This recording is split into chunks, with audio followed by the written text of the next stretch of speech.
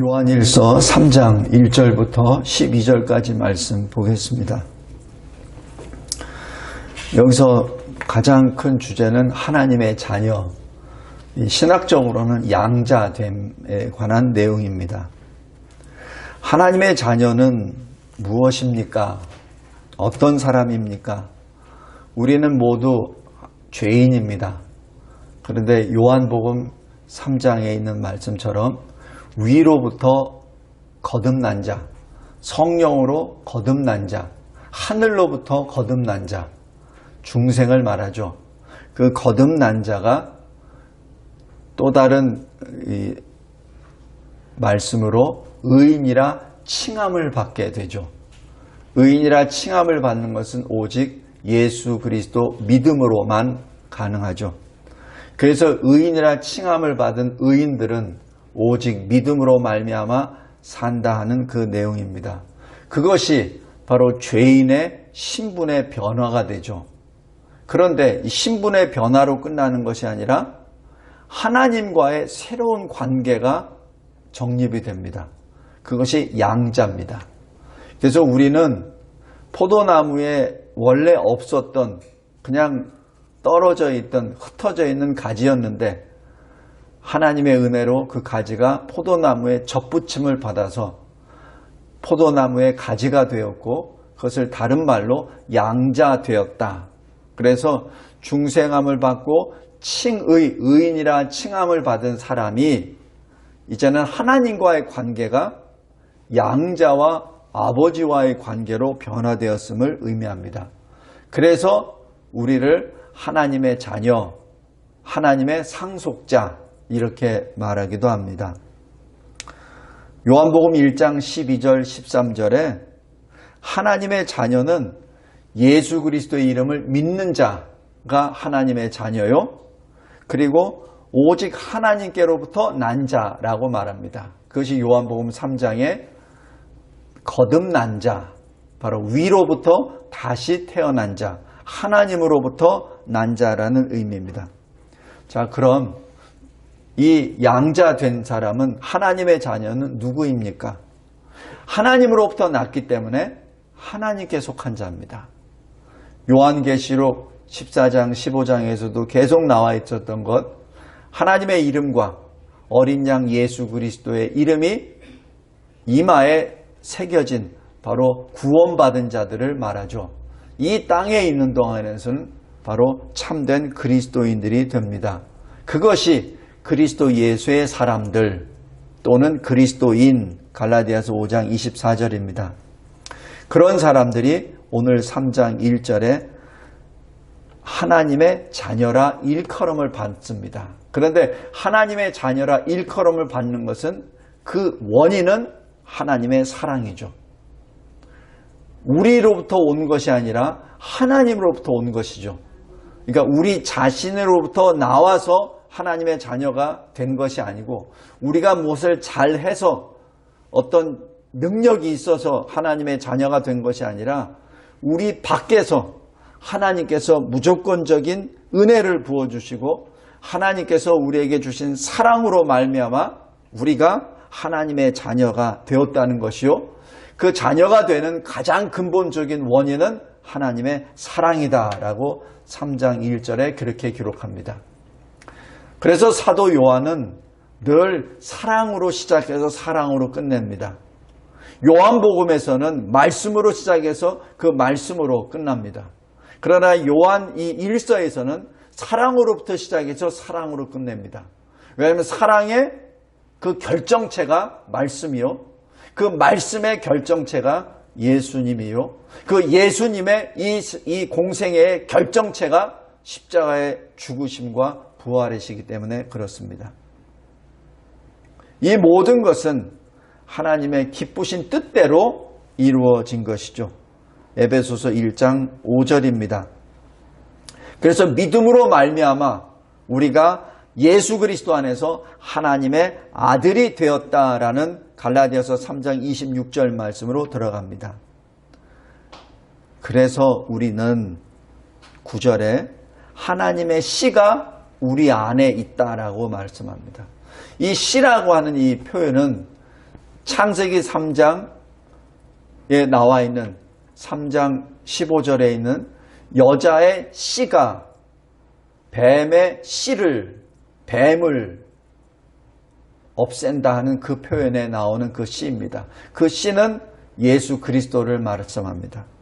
그래서 이게 하나님의 씨가 9절에 그들 안에 있다라는 그 표현은 바로 예수께서 우리 안에 있다는 것을 의미하죠.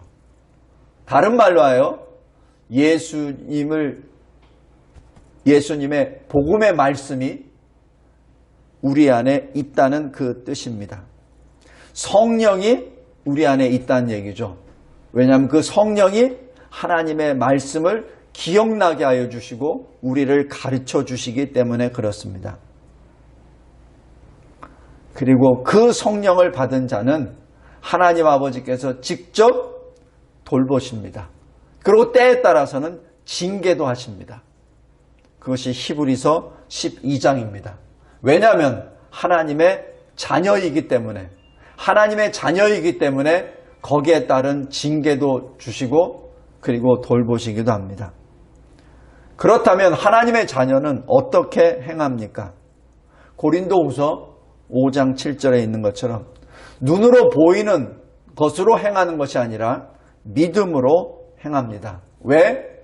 주 안에 거하기 때문에 그렇습니다. 그러므로 여기 오늘 본문의 6절 9절에서 보면은 범죄를 하지 못한다라고 기록합니다. 범죄를 하지 못한다. 죄를 짓지 못한다는 얘기죠. 왜냐하면 우리 안에 주님이 계시기에, 주의 성령이 계시기에 범죄하지 못합니다. 그 얘기는 우리도 죄를 범할 수는 있죠. 그러나 죄를 범했을 때는 회개로 들어갑니다. 그냥 죄 안에 그대로 머물러 있지 않죠. 머물러 있을 수가 없습니다. 왜냐하면 9절 잘 보십시오. 하나님의 씨가 그의 속에 거하며 그도 범죄하지 못하는 것은 입니다.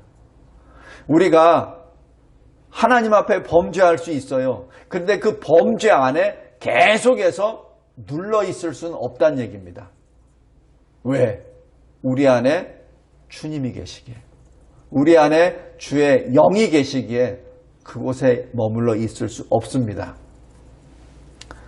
여기 6절 보십시오. 그 안에 거하는 자마다 범죄하지 아니하나니라고 합니다. 9절에서는 못한다라고 표현했고 6절에서는 안 한다고 했죠. 그것이 우리가 가지고 있는 죄 앞에 우리의 본분입니다. 우리는 죄를 짓지 않습니다. 그리고 죄를 짓지 못합니다. 그러나 우리가 여전히 이 세상에 있는 동안에 우리가 하나님 앞에 죄를 짓고는 하죠. 그래서 그리스도인과 그렇지 않은 사람과의 차이가 여기에 나타나죠. 그리스도인은 반드시 회개하게 됩니다. 회개라고 해서 단지 립 서비스로 입으로만 회개한다고 하고 글로 어떤 회개한다고 하고 남에게 뭘 보이기 위해서 회개한다는 그러한 일이 아니라 진정으로 자기 자신이 하나님 앞에 범죄함을 토로하고 주님께로 돌아갑니다. 그리고 새롭게 순종의 길로 걸어 나아가죠. 그것이 그리스도인의 그 모습, 바로 하나님의 자녀의 삶의 모습입니다. 이러한 모습을 통해서 에베소서 4장에서도 새 사람을 입으라. 그리고 갈라디아 5장에 성령의 9가지 열매를 설명을 합니다. 성도 여러분, 하나님의 자녀는 하나님의 영광을 받기 위하여 우리 주님처럼 하나님께서 주시는 허락하시는 고난도 받으십니다. 고난도 함께 받습니다. 로마서 8장 17절입니다. 하나님의 자녀가 됐는데 왜 나는 아직까지도 이러한 고통 가운데 있습니까? 라고 질문하는 분이 있습니까?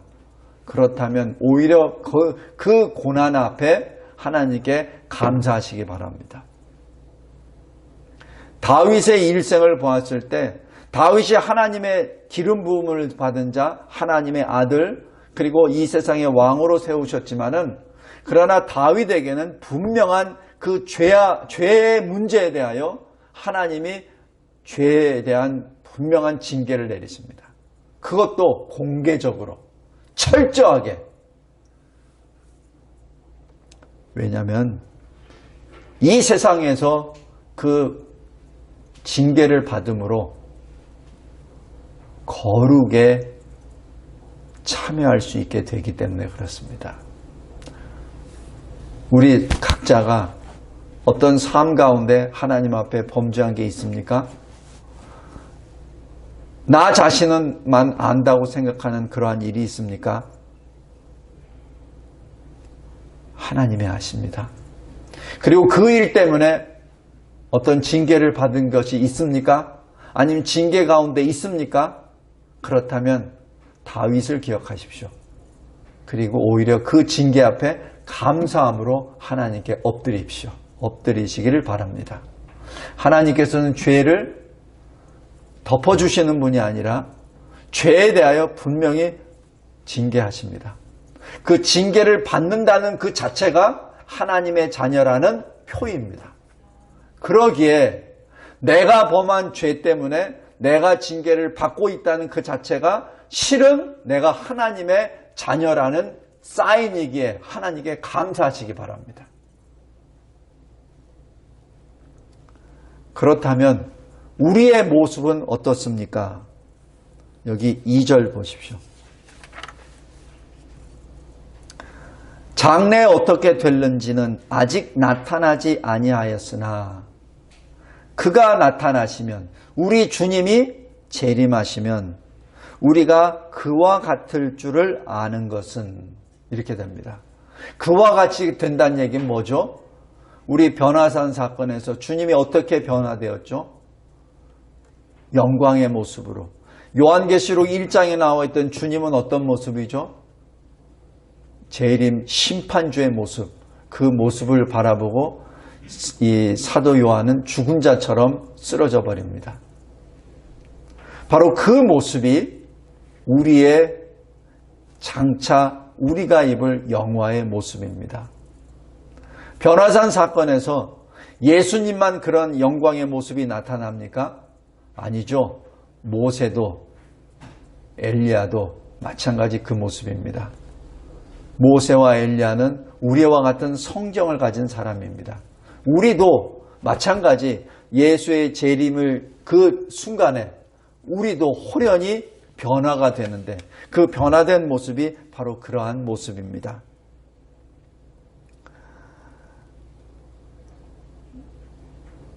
고린도전서 15장 51절 보면 마지막 때 마지막 나팔이 순식간에 나팔 소리에 순식간에 호련히 다 변화가 된다고 하였습니다. 죽은 자는 썩지 아니하는 모습으로 일어나고 그 당시 살아있는 그리스도인들도 변화가 된다라는 그 말씀입니다. 바로 그 모습이 우리의 모습인데 그 모습을 어떻게 표현하냐면 2절 후반부에 주의 참모습을 그대로 볼 것이기 때문이라 라고 기록합니다. 성도 여러분, 주님의 원래 모습을 볼 수 있는 자는 영화로 영체로 변화된 자만이 볼 수 있죠. 그러지 못한 자는 볼 수 없습니다. 그래서 예수의 참모습을 그대로 볼 수 있다는 얘기는 우리도 또한 영화의 모습으로 영체로 변화되었다는 것을 말합니다. 그래서 하나님의 자녀는 늘 주를 향하여 소망을 갖게 됩니다. 그래서 믿음으로 행하고 소망으로 살게 되죠. 여기 3절에 보십시오. 소망이 있기 때문에 어떻게 살죠? 깨끗하게 삽니다. 정결하게 삽니다. 거룩하게 삽니다. 성도 여러분, 우리 잘 생각해 보십시오. 우리 각자 자신이 어느 정도 정결함, 깨끗함을 유지했을 때 계속해서 몸을 깨끗하게 닦습니다. 그러나 그러지 못한 사람들 같은 경우는 아예 씻을 생각을 하지 않죠. 우리는 날마다 주님이 주시는 두루마기를 입고 그 두루마기를 날마다 빠는 자, 그리고 주님이 세우신 새 예루살렘 성에 들어갈 수 있는 권세를 받는 자입니다. 그렇게 두루마기를 빠는 방법이 무엇이죠? 바로 말씀과 기도입니다. 디모데전서 말씀입니다. 말씀과 기도로 거룩해진다라는 그 말씀이죠. 왜냐하면 그 말씀이 진리요, 그 말씀으로 말미암아 거룩의 길을 걸어가기 때문에 그렇습니다. 성도 여러분, 그래서 오직 주 예수 그리스도로 옷을 입으라 라고 로마서 13장 14절에 있는 그 말씀을 늘 기억하시며, 갈라디아서의 말씀처럼 땅의 것에 마음을 빼앗기지 말고 위의 것, 하늘의 것에 집중하는 저와 여러분이 되기를 바랍니다. 반면에 이 세상에 사는 자, 땅에 거하는 자들, 바로 죄를 짓는 자들은 어떤 자들입니까? 불법을 행하는 자들이죠. 여기서 불법이라고 하는 것은 하나님의 말씀을 지키지 않는 자들을 의미합니다. 이 자들은 누구죠? 하나님께 속하지 아니한 자죠. 하늘에 있는 자가 아니라, 하늘에 속한 자가 아니라 땅에 거하는 자, 하나님께 속하지 아니하는 자입니다. 그것이 4절, 6절입니다. 주를 보지도 못하고 알지도 못하는 자이죠. 바로 그런 사람들은 이 온 천하를 꿰는 사탄, 마귀, 옛뱀의 미혹에 넘어가 버립니다. 다른 말로 하면은 생명책에 기록되지 않은 자들이죠. 하나님의 공의의 심판의 대상이 됩니다. 그러므로 그들은 형제를 사랑하지 않죠. 행위가 간 자는 12절에 늘 빛을 미워하고 빛으로 오지 아니하습니다. 왜냐하면 빛이 임하면 자기의 악행이 드러나기 때문에 그 빛을 피해버립니다. 요한계시록 22장 15절에 우상 숭배자들, 거짓말들을 좋아하는 자들, 개들, 음행하는 자들, 살인하는 자들, 그들은 다 성 밖에 있느니라 라는 그 말씀이 바로 여기에 해당됩니다. 죄를 짓는 자들, 하나님의 법을 지키지 않는 자들이 이 세상에 많기 때문에 세상은 하나님의 자녀들에게 어떤 반응을 나타냅니까? 극히 부정적인 반응을 나타냅니다. 지난 코로나19로 말미암아 교회가 계속해서 눌림을 받고 박해를 받는다는 그것은 첫 번째 원인은 교회가 교회의 빛과 소금의 능력을 상실하기 때문에도 그렇고, 두 번째 이유는 세상이 교회를 미워하기 때문에 그렇습니다. 왜냐하면 교회의 머리가 그리스도이시기에, 주님이 계시는 곳이기에 세상이 주님을 싫어합니다. 교회를 싫어하는 이유는 주님을 싫어하기 때문에 그렇습니다. 주님이 하신 말씀입니다. 그래서 고린도전서 2장 8절에 만약에 이 세상의 통치자들이 이 진리를 알았더라면 주님을 십자가에 달려 죽이지 않았을 겁니다. 말씀을 맺겠습니다. 예수님께서는 우리에게 이러한 형편을 다 하시고 하나님께 기도하십니다. 의로우신 아버지여, 세상이 아버지를 알지 못하여도 나는 아버지를 알았사옵고 그들도 아버지께서 나를 보내주신 줄 알았사옵나이다. 내가 아버지의 이름을 그들에게 알게 하였고 또 알게 하리니 이는 나를 사랑하신 사랑이 그들 안에 있고 나도 그들 안에 있게 하려 함이니이다. 예수께서 붙잡히시기 직전에 하나님 아버지께 기도했던 요한복음 17장의 기도문입니다. 이때 하나님의 이름을 이렇게 부르십니다. 의로우신 아버지여. 그러기에 하나님의 자녀는 어떻죠? 의로운 하나님의 자녀가 됩니다. 그리고 주님이 명령하십니다. 요한복음 16장 33절. 내가 이것을 너에게 이르는 것은 너희로 내 안에서 평안을 누리게 하려 함이라. 세상에서는 너희가 환난을 당하나 담대하라. 내가 세상을 이겼노라 라고 말씀합니다. 엄청나게 큰 위로의 말씀이요. 우리에게 주신 소망의 말씀입니다. 내가 이겼으니 너는 두려워하지 말란 얘기입니다. 그리고 오늘 여기 11절 서로 사랑하라 라고 말씀합니다. 서로 사랑하라. 너희가 나를 사랑하면 나의 계명을 지키라. 내 계명은 바로 사랑하라. 서로 사랑하라 입니다. 성도 여러분, 그래서 사랑은 율법의 완성이다 라고 기록합니다. 우리 꼭 기억하시기 바랍니다. 주님께서 왜 이 세상에 오셨죠? 마귀의 일을 멸하시기 위하여. 8절입니다. 주님께서 왜 오셨죠? 우리를 구원하시기 위하여. 마태복음 1장 21절입니다. 근데 우리를 구원하시기 위해서 어떻게 하셨습니까? 우리 죄를 없애시기 위하여 십자가에 달려 죽으심으로 우리에게 새로운 살 길, 의인이라 칭함을 받는 권세를 우리에게 주셨죠. 이것이 하나님의 사랑과 공의가 같이 들어가는 겁니다. 하나님의 공의와 사랑은 하나입니다. 구별을 해서 이야기할 수 없는 거예요.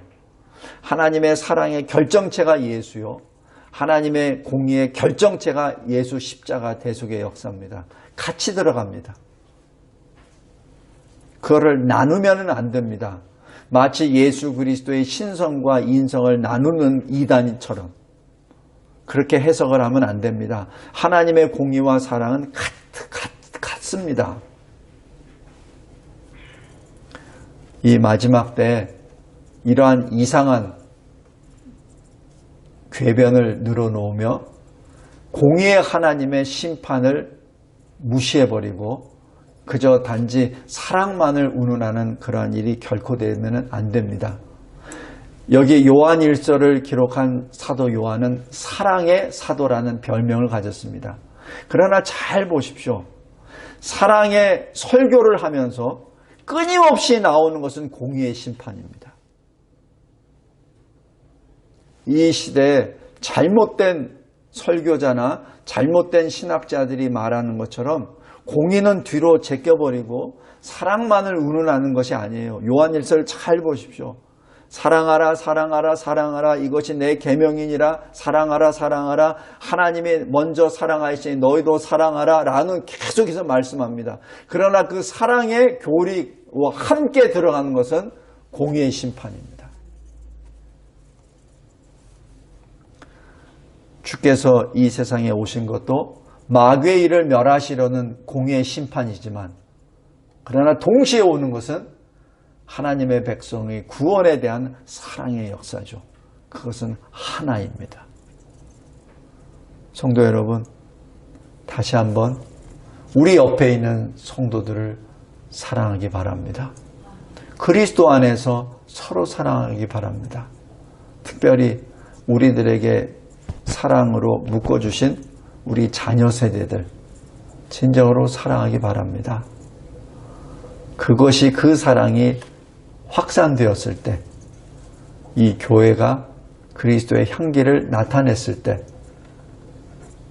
대한민국 교회가 변화되고 이 땅이 주님의 재림을 예비하는 거룩한 땅이 될 줄 믿습니다. 하나님 감사하고 감사합니다.